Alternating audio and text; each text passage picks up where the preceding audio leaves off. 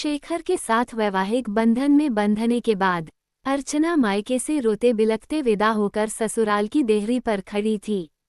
कभी घूंघट की ओट से शेखर को देखती तो कभी दरवाजे के अंदर देखने की कोशिश कर रही थी।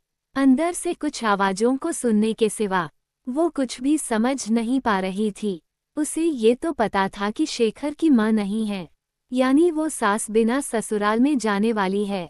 काफी देर के बाद भी कोई गृह प्रवेश के लिए नहीं आया तो उसने शेखर की तरफ आशा भरी नजरों से देखा, क्योंकि वो खुद भी काफी थकान महसूस कर रही थी। शेखर ने शायद अर्चना की नजरों की भाषा पढ़ ली थी।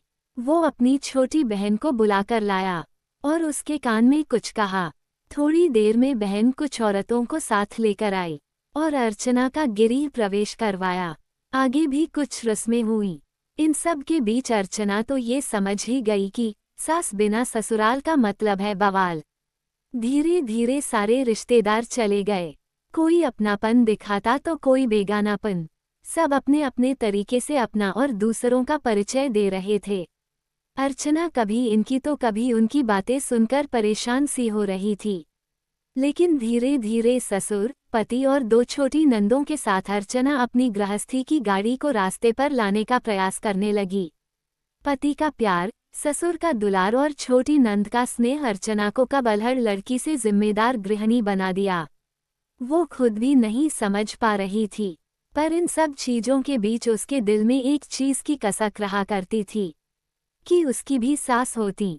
शादी के समय सारी सहेलियां उसे काफी किस्मत वाला मानती थीं कि चलो ससुराल में सास की किचकिच नहीं रहेगी। पर सच्चाई तो ये है कि जिस घर में सास ना हो उस घर में आने वाले सारे लोग सास ही बनने की कोशिश करते हैं। अर्चना भी इस बात को समझती थी, तभी तो दिल ही दिल में फैसला कर चुकी थी कि वो अपनी बेटियों की शादी सास बिना ससुराल में नहीं करेगी।